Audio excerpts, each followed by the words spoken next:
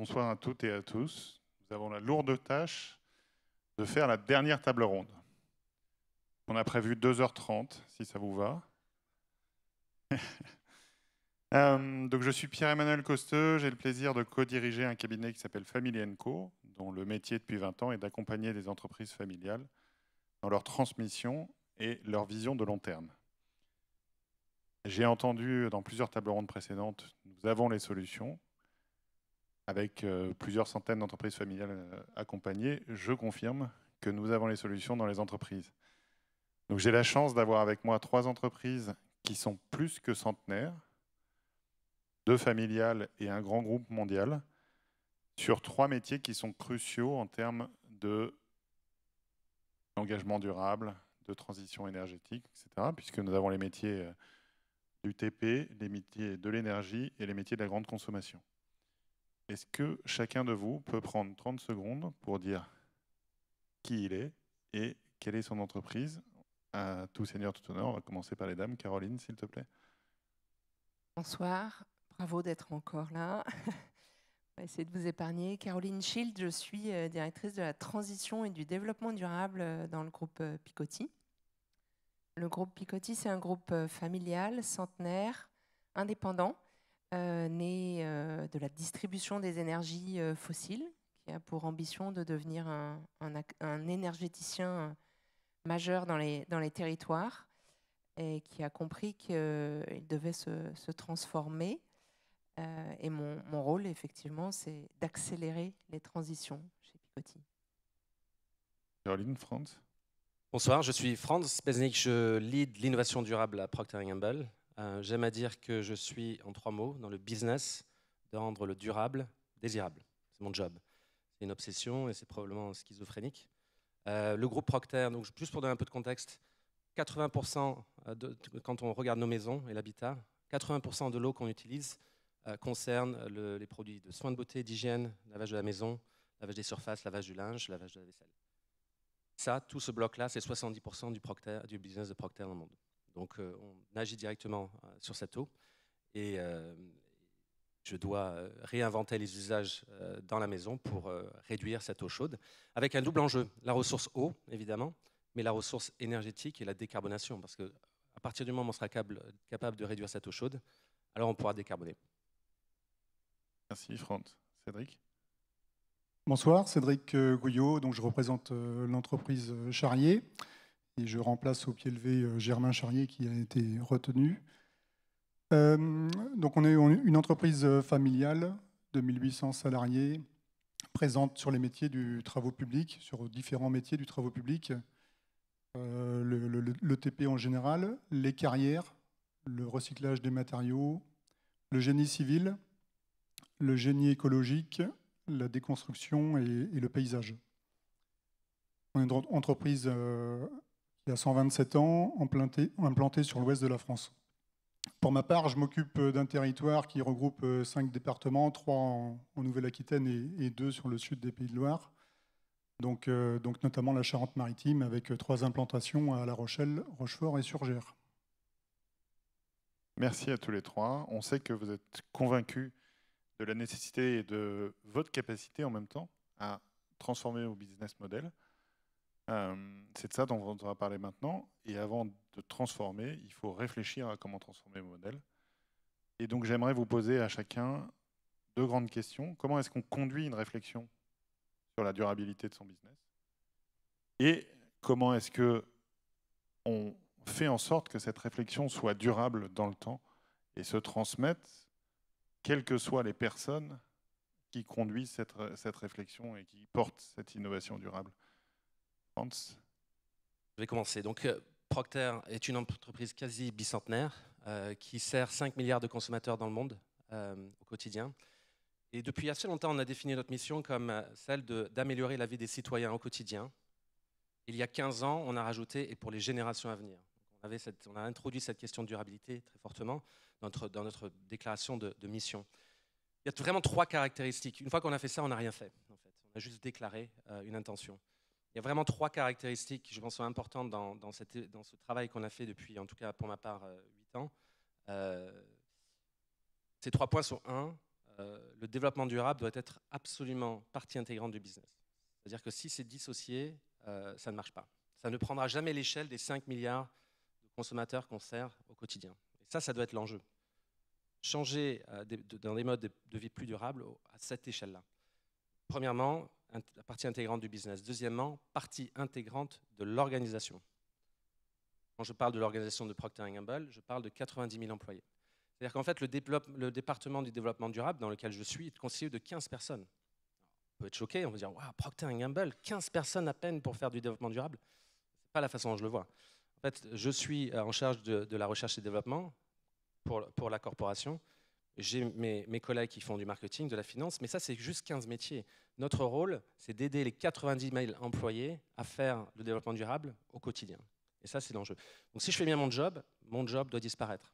Quand la question est sur la pérennité de mon job, 0, elle doit disparaître pour que les 90 000 employés fassent de l'innovation durable au quotidien.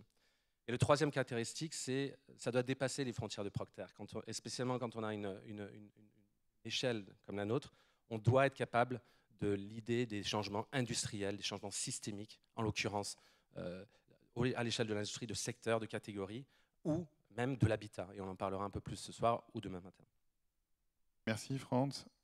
Cédric, Franz dit il faut absolument que durabilité, on va dire, et business soient associés. Vous en avez carrément fait la mission de votre entreprise.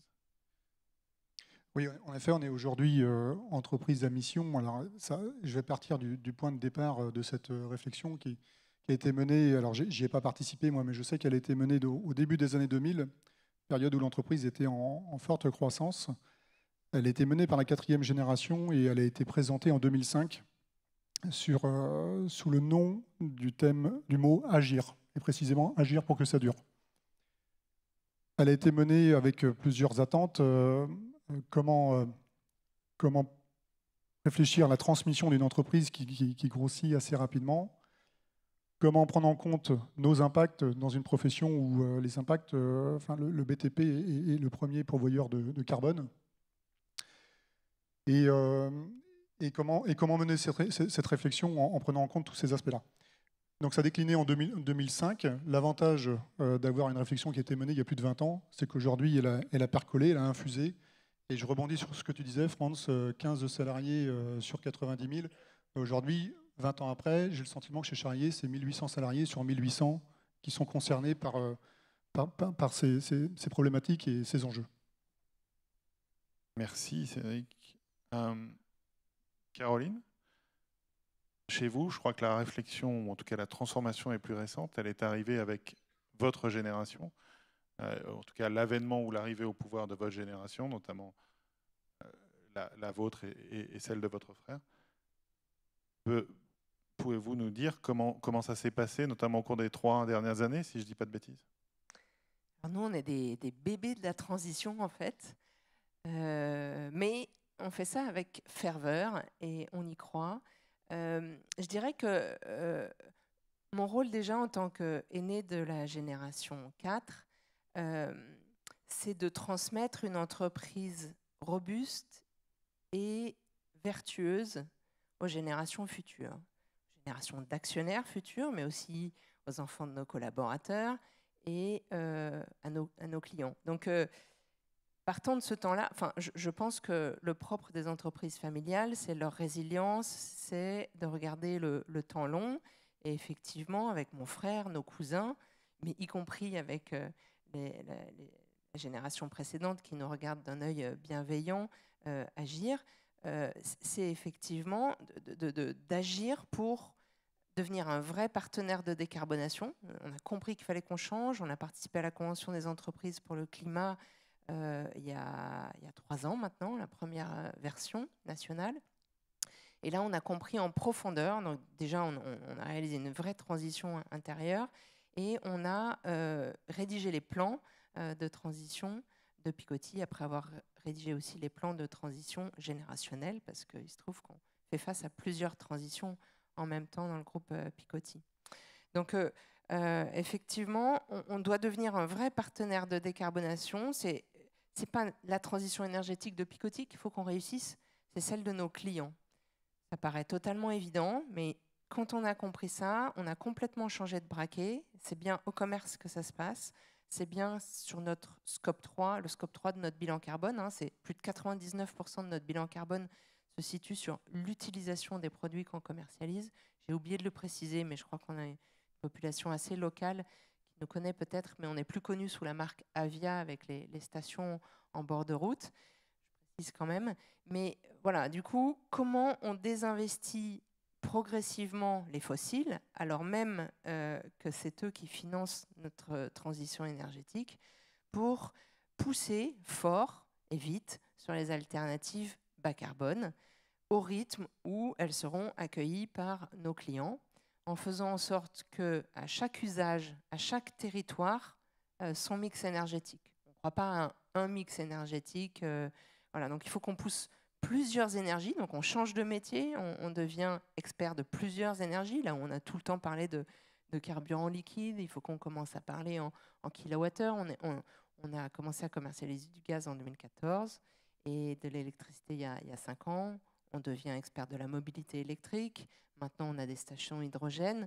Donc voilà, c'est vraiment comment on se transforme en compétences et puis comment on accompagne nos clients. Merci à tous les trois. Je tiens à dire que vous êtes parfaits en timing, ce qui va nous permettre de rentrer maintenant dans le concret, parce qu'à partir de ces réflexions sur la durabilité de vos business, vous n'êtes pas arrêté à ça, vous avez lancé concrètement des manières différentes de concevoir vos produits, de concevoir vos offres. Et j'aimerais que chacun de vous trois preniez un exemple symbolique très fort de ce que ça veut dire transformer un produit ou une partie de votre business, etc. À commencer par vous, Cédric. Alors on a l'exemple qui est à l'extérieur du bâtiment là. Si vous avez envie d'aller voir le magnifique tracteur qui est dehors, est-ce que vous pouvez nous raconter ce produit, entre guillemets? Oui, en effet, oui, il y aurait une multitude d'exemples à présenter, mais c'est plus l'heure. On va parler du tracteur à hydrogène, celui qui est présent ici derrière le bâtiment et que vous verrez tout à l'heure au moment du cocktail.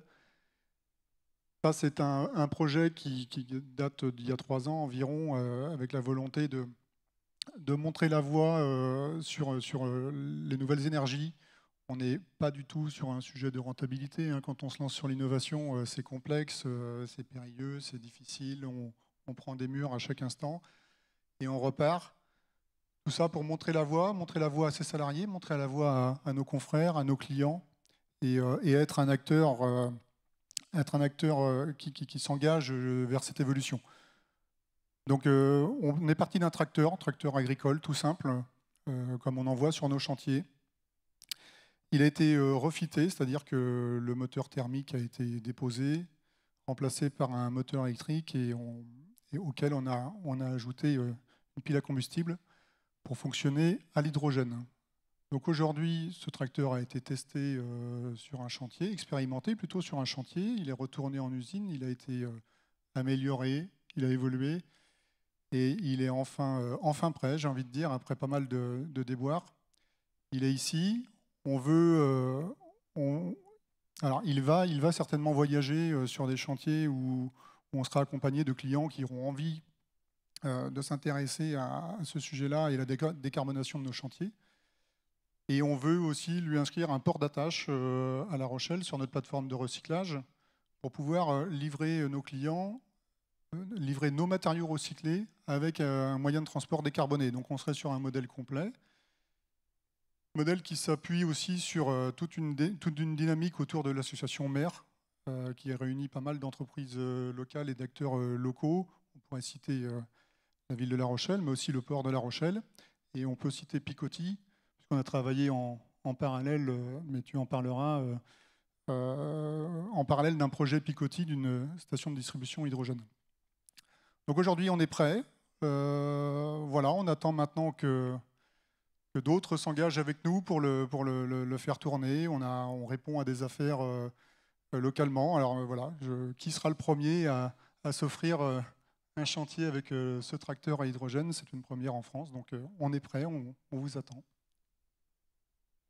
Merci. C'est vrai que vous soulevez un point qui est fondamental, et je vais passer la parole à Caroline là-dessus. C'est que la transformation d'un business model, la transformation d'un produit, ce n'est pas l'initiative d'une entreprise isolée qui se dit « tiens, je vais faire un super produit et un tracteur à hydrogène, par exemple ».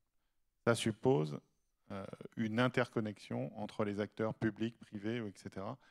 Et Caroline, je vous laisse développer ce point-là. Alors déjà, on fournira l'hydrogène avec plaisir quand vous serez prêts. J'espère qu'on sera prêts aussi. Justement, une des difficultés, c'est un enjeu majeur, je pense, de la transformation, c'est la coopération. Et c'est vachement dur de coopérer. C'est tellement plus simple de faire tout seul dans son coin. On va tellement plus vite.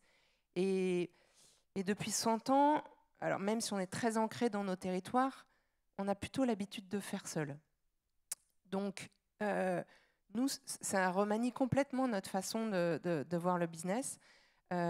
Avant, on posait une station là où il y avait du trafic, et on savait statistiquement que les voitures s'arrêteraient pour faire leur plein. Sauf que maintenant, on monte des stations multi-énergie, et il faut s'assurer, surtout dans cette période, on va dire, d'amorçage, que dans la zone de chalandise, sur le territoire, il y a les clients. Ça paraît évident, mais il faut aller les chercher, il faut les pousser, il faut leur expliquer ce qu'ils ont à y gagner, d'être en avance sur leur temps, comment ils vont financer ça. Mais il va falloir aller chercher les sources de production de ces énergies renouvelables. Pas de monter des stations d'hydrogène gris, mais plutôt d'origine renouvelable. Donc, comment on le produit, où, autour. Donc, en fait, il va falloir aller chercher les producteurs, les consommateurs, les politiques, les collectivités, pour aller chercher des aides. Il va falloir être conforme à la réglementation, et souvent, elle évolue pas assez vite. Quand on veut vendre du HVO, on n'a pas le droit de le faire. Et puis, l'hydrogène, on accélère, on sort une station hydrogène en Vendée, et on attend le chaland, en fait. Et on parle bien, c'est compliqué d'amortir ces investissements, on va dire, ces innovations. On sait bien qu'on va attendre le client un moment, mais l'idée, c'est de pousser le territoire à agir. Donc, il faut aller chercher les acteurs du territoire, tous, vraiment toutes les parties prenantes, bien en amont d'un projet. Et je dirais que c'est le plus compliqué. C'est ce qu'on s'attache à faire, tester, coopérer. Et juste pour finir, peut-être le plus dur, parce qu'en fait, on s'est lancé très fort dans les alternatives bas carbone, je dirais presque que c'est facile. Le plus dur, c'est de voir quelle responsabilité on a sur le sujet de la sobriété. Parce que je défends, chez Picoty c'est encore difficile de l'entendre, qu'on a une responsabilité dans le fait d'aider nos clients à moins consommer. Donc, à première vue, on se tire une balle dans le pied, parce qu'effectivement, si on encourage l'agriculture sans labour, on va vendre moins de GNR. Mais est-ce qu'on n'a pas une autre façon, peut-être, d'encourager la décarbonation de notre client final, qu'il y gagne peut-être avec des économies de CO2, et de trouver un modèle vertueux qui fasse qu'on avance tous ensemble plutôt que de s'attendre aux chaînes de faïence. Voilà, donc c'est à la fois ce qu'on essaye de faire, mais c'est aussi, je voulais témoigner aussi de la difficulté de ce modèle, et qu'il faut vraiment qu'on y aille ensemble. Et on a besoin de tous autour de la table. Dès que vous avez compris qu'il faut y aller ensemble, on se met ensemble. Et alors, pour vous taquiner un peu, c'est quand la première station multi-énergie de France? Mais on en a déjà, Pierre-Emmanuel. Justement. Heureusement, on a du gaz naturel pour véhicules sur pas mal de stations. Pas loin d'ici, la station de la Repentie au port. On teste plein de choses avec les ambitions territoire zéro carbone de La Rochelle. On a testé, on a beaucoup galéré, mais sur le projet Atlantec pour les locaux à la Gore, voilà, c'est aussi, on essuie les plâtres des nouveautés, mais on a bien l'ambition de réussir ces projets. On a déjà plusieurs stations multi-énergie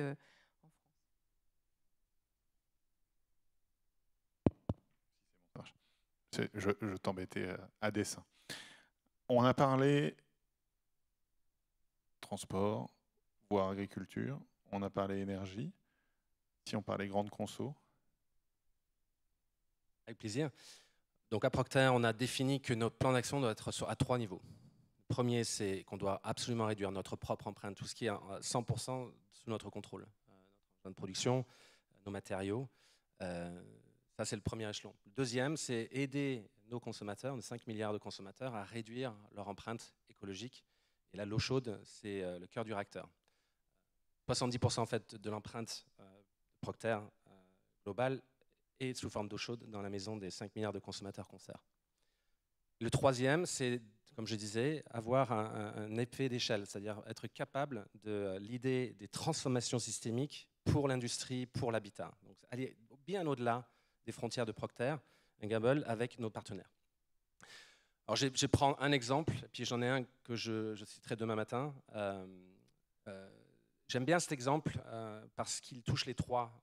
Au final, il touche les trois secteurs d'échelle ou les 3 leviers des plans d'action dont je viens de parler. Il y a quelques années, on a entrepris la transformation des packaging. Tout était en plastique pour nos rasoirs et lames de rasoir, Gillette, Vénus. Et donc tous ces emballages-là étaient en plastique. L'ensemble du linéaire dans un magasin était tout en plastique, que ce soit nos produits ou les produits de la concurrence. Et on a pris le pari audacieux de tout changer en carton. Alors pourquoi c'est audacieux? Pour 2 raisons. La première, c'est qu'en fait, si ces emballages sont en plastique, c'est parce que le rasoir, et les lames de rasoir en particulier, sont l'objet le plus volé dans les supermarchés, au niveau mondial. Et donc, on les rendait excessivement hermétiques, sécuritaires, pour pas qu'on les vole. Et en fait, c'est une prouesse technologique que de réinventer un packaging en papier-carton qui sera plus sécuritaire qu'un packaging en plastique pour les raisons de vol. En revanche, quand on commence à résoudre ce problème technologique et réaliser cette prouesse technologique, alors là, on va faciliter l'emploi par le consommateur. Pourquoi? Parce qu'au lieu d'avoir une espèce de plastique qui est très difficile à ouvrir, en fait, on a permis au consommateur d'avoir un produit qui était beaucoup plus accessible, avec un emballage qui était beaucoup plus facile à ouvrir. Rendre le durable désirable, on est passé de plastique difficilement recyclable, en tout cas recyclé, à une matière qui est totalement recyclable et recyclée. Et, ça c'est le côté durable, et désirable parce que le consommateur maintenant a accès à ce produit de façon beaucoup plus simple avant de batailler pour ouvrir leur lame de rasoir. La cerise sur le gâteau, on a pris ce pari audacieux, c'était très audacieux parce que ça coûtait énormément d'argent de recréer toutes les usines sur cette plateforme de papier au lieu de plastique à l'échelle mondiale, puisqu'on l'a fait pour l'ensemble de nos territoires mondiaux. Et en faisant ça, et en travaillant en coopération avec des chaînes de distribution, comme Carrefour par exemple ici en France, on a permis, en fait en étant le fer de lance, on a incité l'industrie entière à transformer tout leur emballage plastique en emballage carton. Et donc maintenant un linéaire de rasoir et de lames de rasoir est totalement en carton. C'est une révolution par rapport à ce qui existait il y a même 5 ans. On n'a pas préparé cette question, mais j'ai quand même envie de la poser. L'impact en termes de CO2, de transformation du plastique en carton? Alors, je n'ai pas les données ici. L'impact en CO2 pour nous, Procter, c'est vraiment l'eau chaude. C'est un projet dont je parlerai demain. Je disais qu'en fait, 80% de l'utilisation, c'est pour les produits de soins d'hygiène beauté, lavage, etc. Ça, c'est 70% de notre business. C'est 70% de notre footprint. Et en fait, l'eau chaude, l'utilisation de l'eau chaude à la maison, c'est la seconde source de carbone dans nos maisons. La première étant le chauffage de la maison, la deuxième, le chauffage de l'eau. Donc c'est là que réside l'ensemble, enfin 90% du carbone de Procter. Et donc c'est un projet dont je parlerai demain, qui s'appelle la maison à 50 litres, qui est une réinvention des usages de maison, dans la maison, pour des maisons anciennes comme pour des maisons neuves, pour absolument réduire de tiers, de 3/4 ou de même de 90% l'usage de l'eau chaude, et réduire notre carbone et notre ressource. Merci. On est dans le timing. Je vais dire juste un petit mot de la fin, et après on vous libère.